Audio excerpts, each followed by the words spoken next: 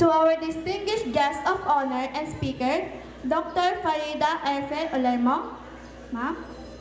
Our competent and smiling district supervisor, Dr. Sonia C. Adversalo. Our hardworking and kind-hearted school principal, Dr. Oscar A. De Guzman, sir. Our dynamic barangay council, headed by our barangay Captain Eugenio B. Datwin, sir. Our kagawad in charge in education, Kagawad Rinaldo S. Jacinto, sir. Supportive SPTA officials, headed by their President, Ma'am Victoria Aiza M. De La Cruz, ma'am. Our loving and dedicated teachers, visitors, fellow graduates, our beloved parents, ladies and gentlemen, a beautiful and a pleasant morning to all of you.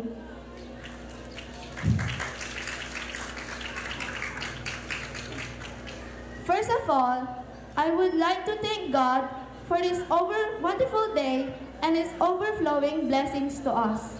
Wearing a humbleness and confidence in front of you is an unexplainable fulfillment. This is a gift from God.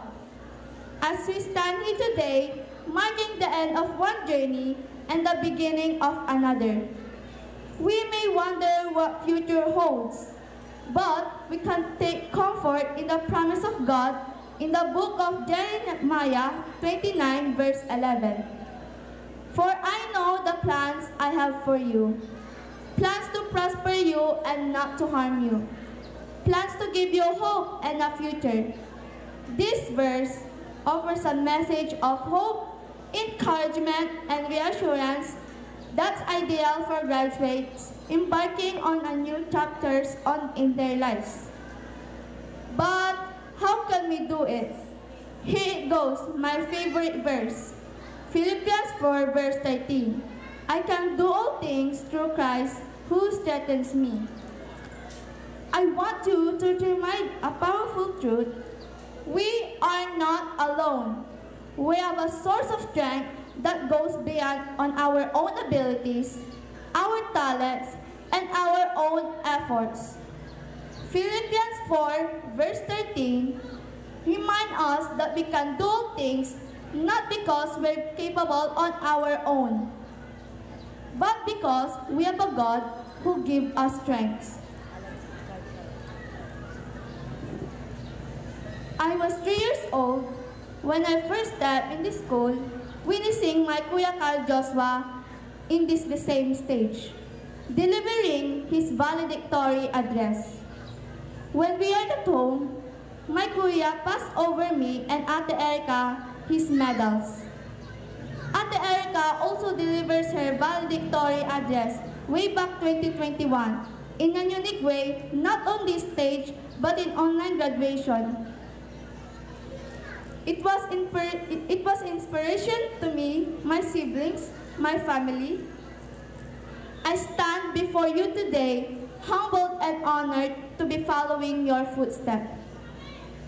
The medals you passed down to me are not just symbol of academic excellence, but also reminders of the incredible legacy of what you've established. Your achievements inspired me to strive for greatness, and you taught me about the true meaning of family and support. Success is not just about individual achievement, but about lifting each other up and celebrating each other's victories. And because of that, may I have this moment to thank my mama and papa. Maaari po ba kayong tumayo at lumapit po sa akin?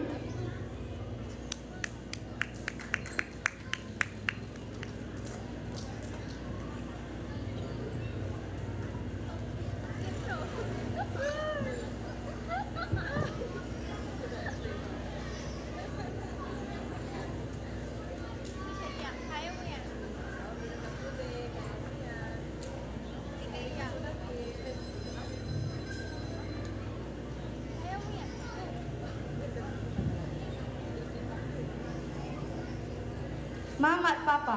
Kayo po ang dahilan kung bakit ako narito ngayon. At wala akong sapat na salita upang masuklian ang lahat ng inyong pagmamahal at sakripisyo nyo.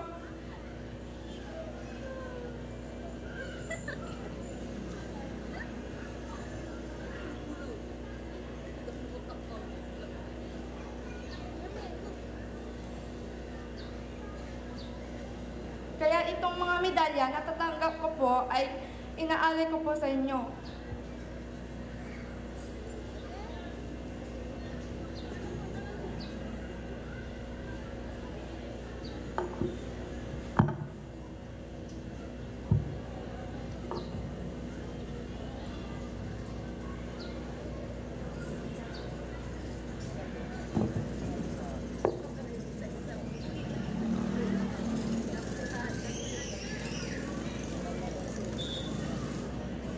Nais ko po kayong handugan ng ginawa po ng magkakapatid na Certificate of Recognition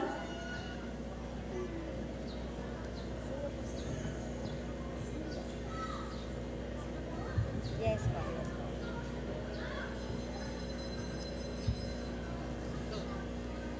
Hindi pwede 5 kasi ano ng anak ko yun. Nais ko po kayong pangalangan dahil kung po wala kayo dito, wala din po kami. Babasahin ko po ang nakasulat. The Certificate of Recognition is presented to Mr. and Mrs. Roderick S. Kimson in recognition of your unwavering support and guidance as parents. Your selfless dedication, encouragement, and unconditional love have been the driving force behind your child's academic excellence. This certificate is a small token of appreciation for your tireless efforts, sacrifices, and commitment to providing a nurturing environment that has fostered your child's growth and success.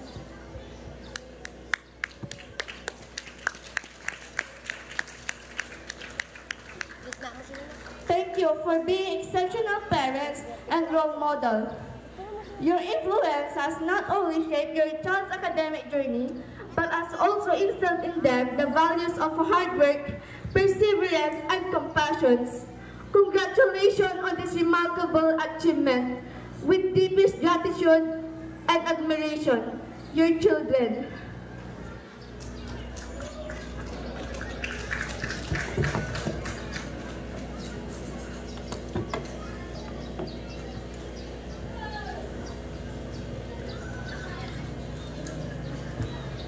Mama, naalala mo po ba nung ako'y tinuruan mong bumasa at dumilang? Salamat po sa iyong walang sawang payo at tiyaga. Sa bawat gabing isinakripisyo niyo upang maturuan ako. Sa iyong walang katapusang pasensya tuwing nahihirapan ako.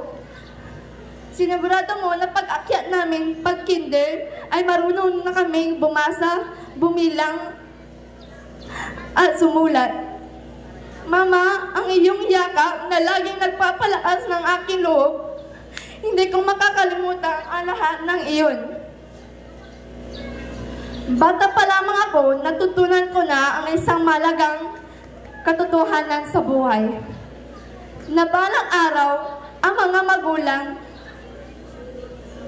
ang mga anak ay siyang mag-aalaga sa kanilang mga magulang. Nakita ko ito, Mama, kung paano kayo magkakapatid nila Tito Benjel, Tito Ayan, at Tito Abel, kung paano kayo tumayo sa pagwala ng inyong mga magulang. Ang pagmamahalan, respeto, at concern sa bawat isa. Higit sa lahat, Mama, nagpapasalamat ako sa napakahalagang aral na itinuro mo sa akin, ang tunay na kahulugan sa buhay. Hindi ito nasusukat sa material na bagay o sa mga medalya at parangal na natatanggap natin. Sali, ito ay tungkol sa pagiging mabuti, mapagkumbaba at higit sa lahat, ang iyong relasyon sa Panginoon. Kahit nakuha natin lahat dito sa mundo, kung wala tayong deeper relationship to God, we are useless and nothing. Ikaw ang nagturo sa akin na anumang ang marating ko sa buhay, hindi ito magiging mahalaga kung wala ang pananampalataya. Erika, At dahil sa iyong mama, ikaw na ikaw. hindi ko lang natutunan mangarap, kundi natutunan ko rin ipagtiwala ang lahat na sa Panginoon. Sa aking papa, na saan ako magpunta ay siya sabing kamukha. Xerox copy ko daw siya. Salamat Papa sa iyong walang sawang payo na pagkakain ay sabay-sabay. Dahil dito nagsisimula ang iyong pagtatanong kung kamusta kami. Sa mga salitang nagturo sa akin ng tapang sa paggabay mo sa amin. Sa tamang direksyon at sa paniniwala mo kaya ko.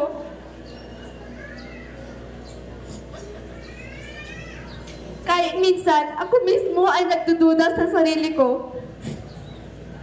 Hindi ko man lagi nasasabi, pero araw-araw namin nakikita at nararamdaman ang lahat ng inyong ginagawa para sa amin. Alam namin hindi madali ang buhay, pero kahit ganong kahirap, hindi mo kami pinapabayaan. Pinaparamdam mo lagi ang inyong concern at pagmamahal. Papa, mga gabing hindi sapat ang inyong pahinga. Mga araw na mas inuuna mo kami kaysa sa sarili mong pangangailangan. Lagi kami nandyan, ikaw na ang aking superhero. At kahit minsan ay pauli-uli kami sa amin na pagbibilid. Ang alam namin ito ay dahilan na ayaw mong maranasan namin ang mahirap mong pinagdaanan.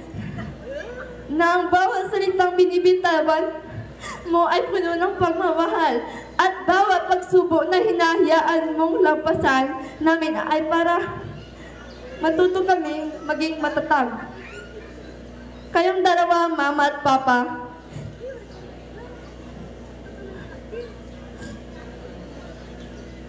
ang nagturo sa amin na maging balanse ang buhay. May araw ang pagiging seryoso sa pag-aaral. May araw sa kasayahan. Ang ating napakasayang banding mula sa mountain hiking, mga falls adventure natin. Swimming natin sa mga lugar na pinupuntahan.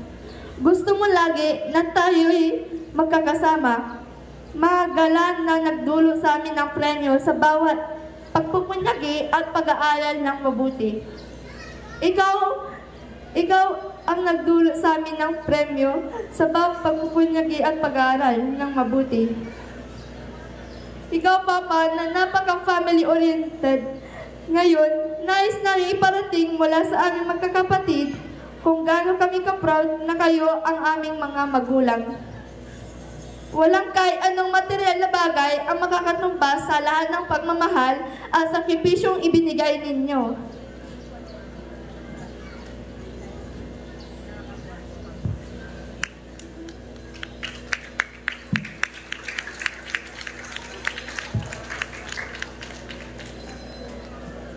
Ngunit pangako namin, Papa at Mama, darating ang araw na kami naman ang mag-aalaga sa inyo.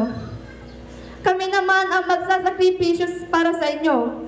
Magpupursige kami, hindi lang para sa aming pangarap, kundi para rin maibigay sa inyo ang buhay na tunay ninyong deserve.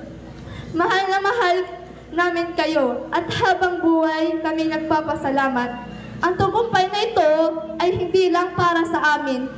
Ito ay tagumpay ninyong dalawa.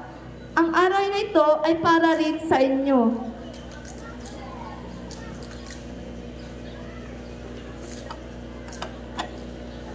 Sa aking pinakamamahal na kapatid na si Kuya Joshua, Ate Erika, at sa aming bunso na si Jacob, walang hanggan ang aking pasasalamat sa inyo.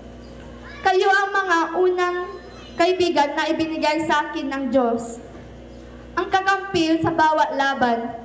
At ang aking sandigan sa tuwing pakiramdam ko ay hindi ko na kaya.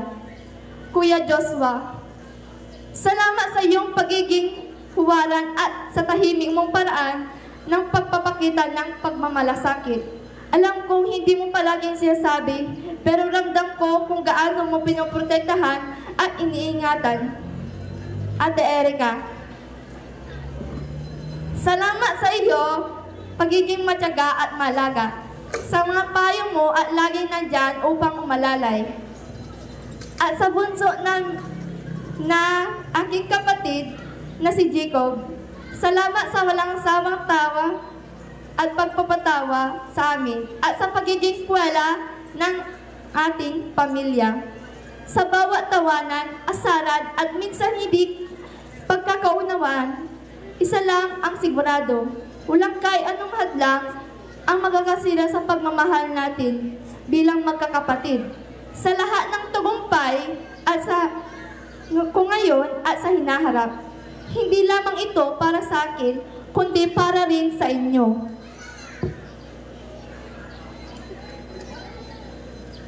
Sa aking pinakamamahal na yumaong lolo,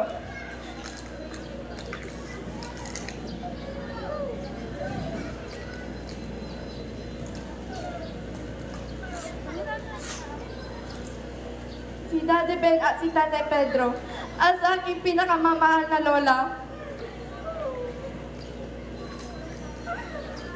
si Mami Aida. Walang sapat na salita upang ipahayag ang aking taus-pusong pasasalamat sa inyo. Hindi ko man kayo mayakap umarinig ang inyong mga payo. Alam ko hindi kailanman naputol ang ating koneksyon. Dama ko ang inyong presensya sa bawat panalangin ko. Habang buhay kong dadalhin sa aking puso ang inyong pagmamahal at mga alaala. Ngayong araw, habang ako ay nakatayo rito, inaabot ko sa inyo ang pinakamalalim kong pasasalamat. Alam kong masaya kayo at proud na proud kayo sa akin mula dyan sa langit. Ang lahat ng parangal at pagpuri na natatanggap ko ngayon ay hindi lamang para sa akin, kundi para rin sa inyo. Sa aking pinakamamahal na lola na si Nanay Muding. Alam ko hindi madali para sa iyo na ipagpatuloy mo ang buhay na wala si Tatay Pedro, ang inyong pinakamamahal na kasama. Ngunit gusto ko ipaalam sa iyo, Nay, hindi kayo kailanman nag-iisa. Taos-puso rin ako nagpapasalamat sa aking mga titos at titas, ninongs at ninangs. Mga kamag-anak na walang suportang at nagbigay inspirasyon sa akin. Sa inyong mga payo, pag-aalaga at pagmamahal, lalo kayong ako nainganyo magsumika at tuparin ang aking mga pangarap. Maraming salamat po sa lahat ng inyong ginawa para sa akin. Ang araw na ito ay para rin sa inyo.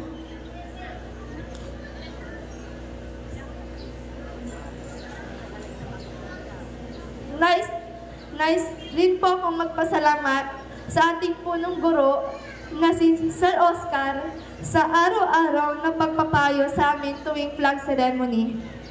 Bago kami pumasok sa kwarto, malaking halaga po ito, sir, sa amin, lalo na po at kami po ay mga bata.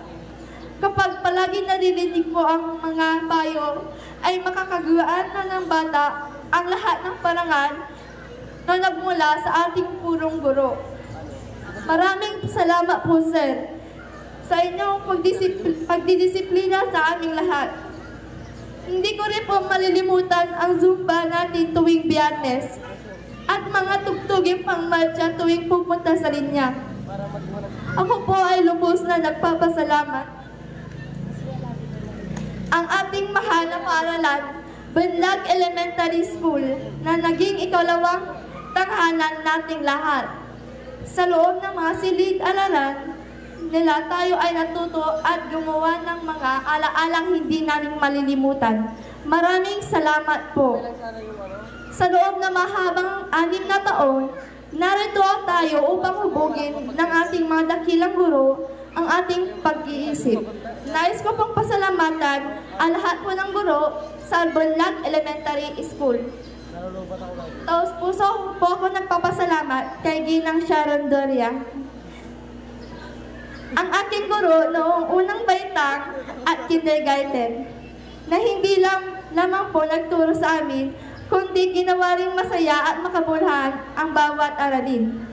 Salamat po sa inyong walang sawang pagsisikap na gawing mas madali at kawili-wili ang pag-aaral sa pamamagitan ng pagsayaw, pagkanta, pagguhit at marami pang iba.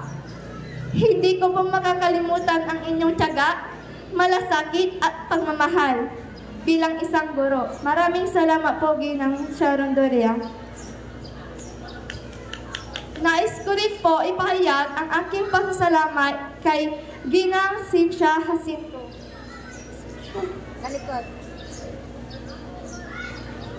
Ang aking guro sa pangalawang baitang, na patuloy kaming tinuruan at ginabayan kahit na dumaan tayo sa matinding hamon ng pandemya.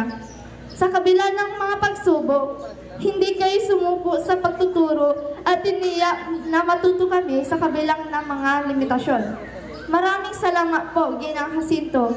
Hindi ko po makakalimutan ang inyong dedikasyon. Lubos rin ako nagpapasalamat kay Ginang Arsenia Ferrer.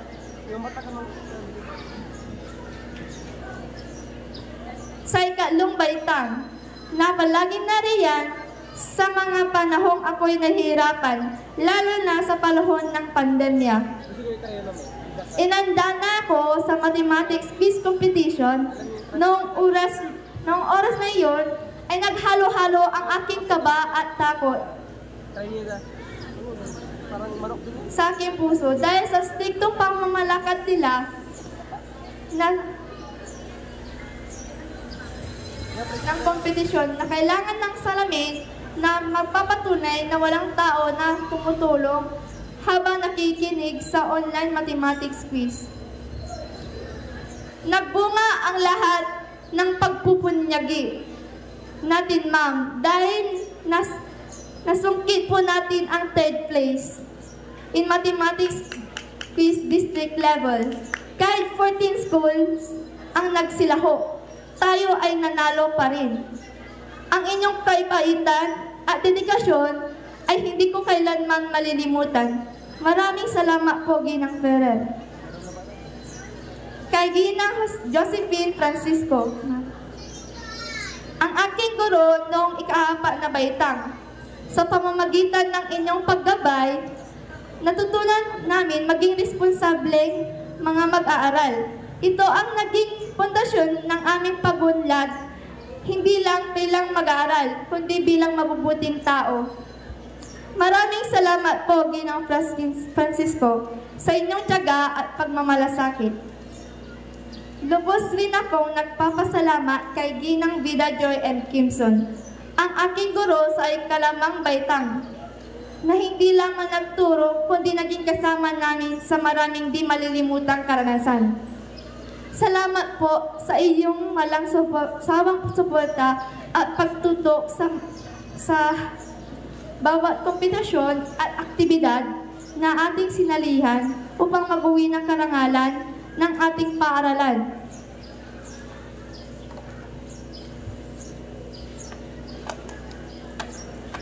Hindi lamang kami naging mathematician sa pag-solve ng mga problem solving ng solution, minsan ay gamit ang isip lamang.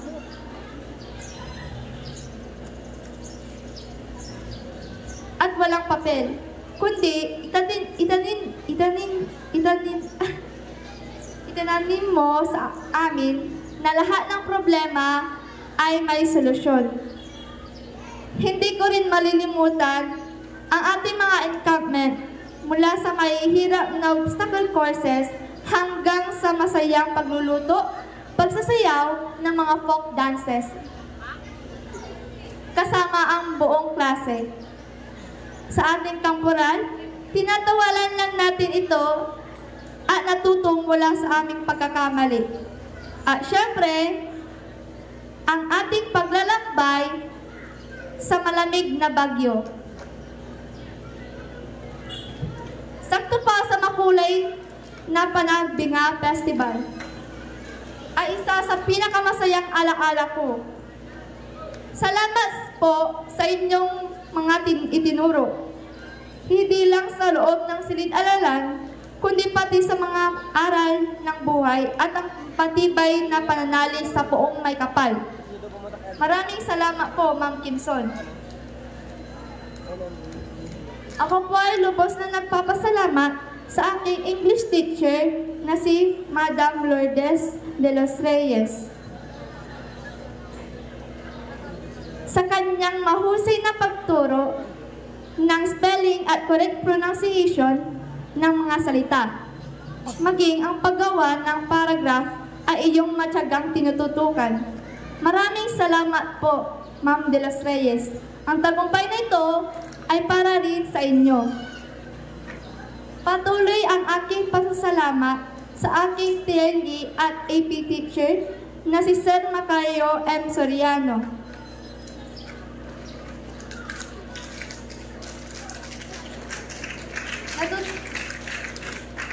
Natutunan ko po ang mga nangyari ng nakaraan. Dahil dito, nagustuhan ko pa pong alamin lalo na ang ating kasaysayan.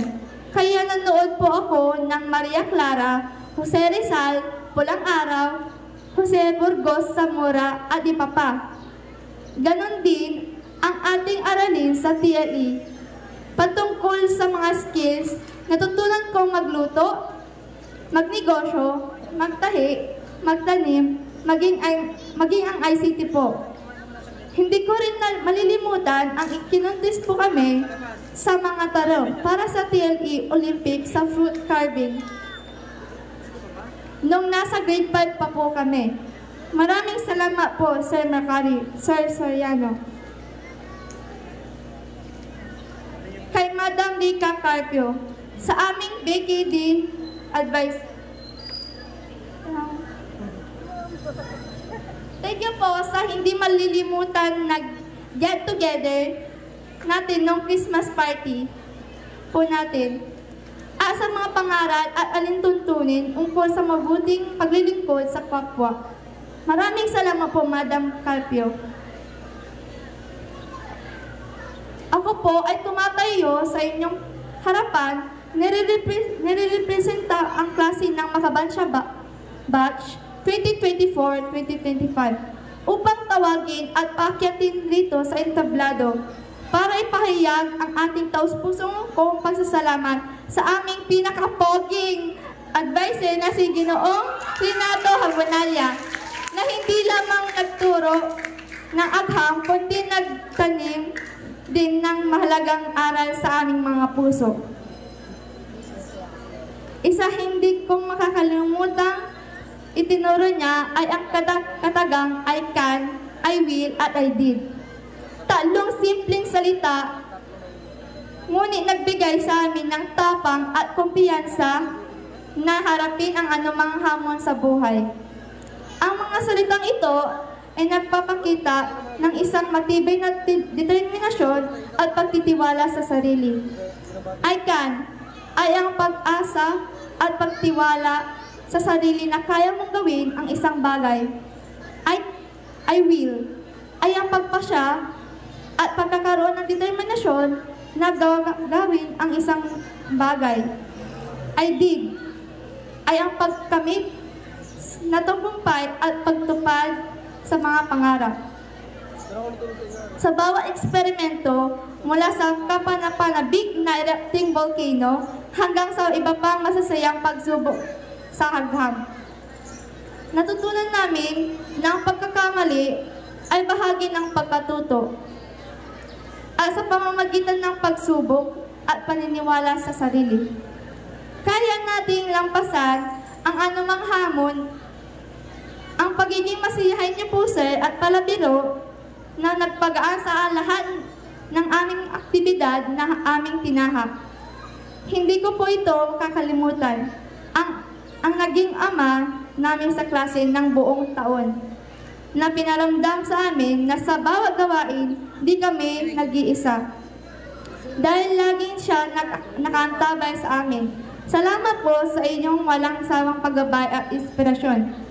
Sir, may munting simbolo po kami ng aking magkakapatid na naging teacher po namin kayo bilang pasasalamat lang po.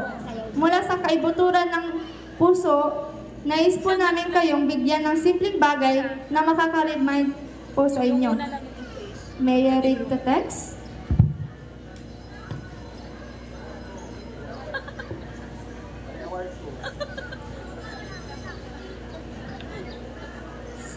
Certificate of Recognition presented to Mr. Renato N. Habonalla in grateful recognition of your exceptional guidance and mentorship.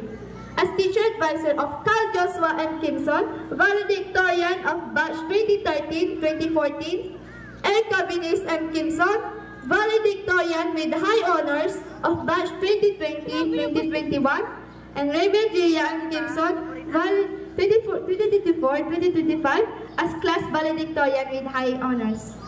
Your tireless efforts, patience, and dedication have played a significant role in shaping the child's academic journey. Your expert guidance, wise counsel, and unwavering support have helped the learner reach their full potential. This certificate is a small token of appreciation for your outstanding teaching, mentorship, and commitment to excellence. Your influence has not only impacted the child's academic achievements, but has also inspired a love of learning that will last a lifetime. Thank you for being an extraordinary teacher, mentor, and role model. Your legacy extends far beyond the classroom, and we are forever grateful with heartfelt and appreciation and admiration. Reverend Jaya and Kimson and siblings. Thank you po, sir.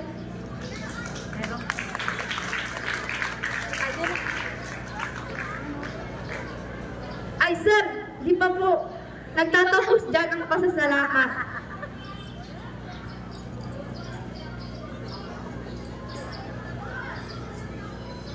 Mas special ah. Wow, may gift. Barkada na si Sir. Oh, kasi ano siya Meron po kami munting regalo para sa inyo.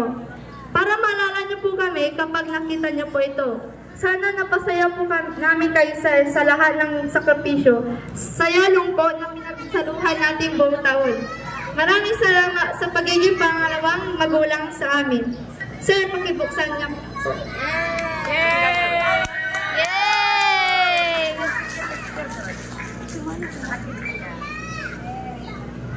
Ay, harap yan. Ipakita yan. Iyak na yan. Wow! Sir, iyan po ay isang sign frame at nandiyan na rin po ang ating group picture at mga mensahe namin sa inyo. Thank you, sir, and God bless you always.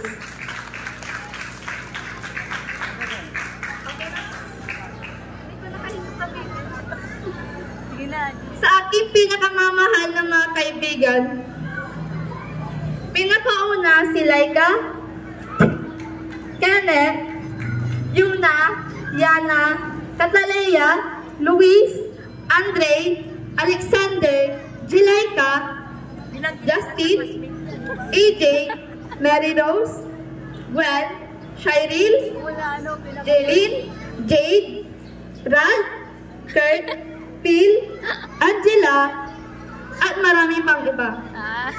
Ang ating batch 2024-2025, seksyon Makabansa at Makadiyos, taos puso ko nagpapasalamat sa inyo.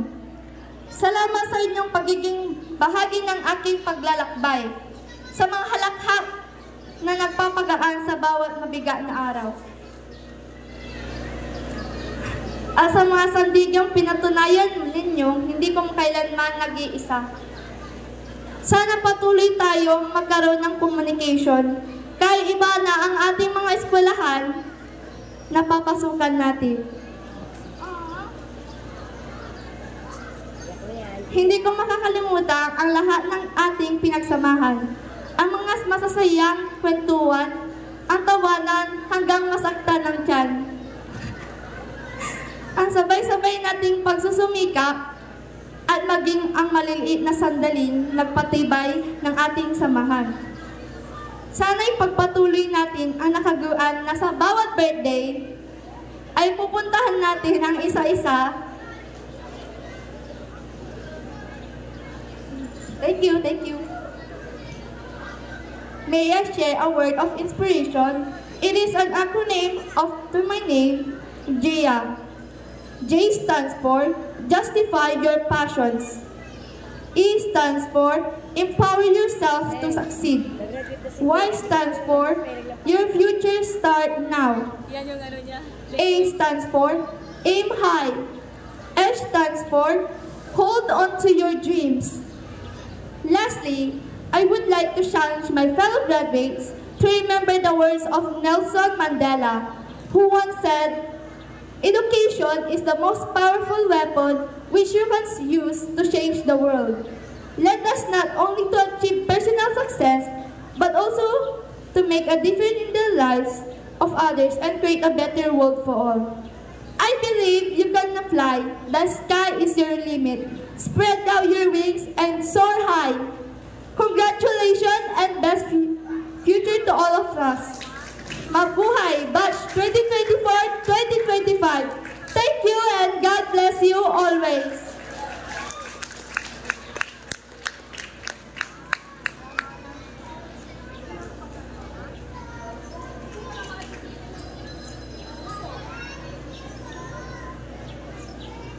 Siyang gumawa niyan.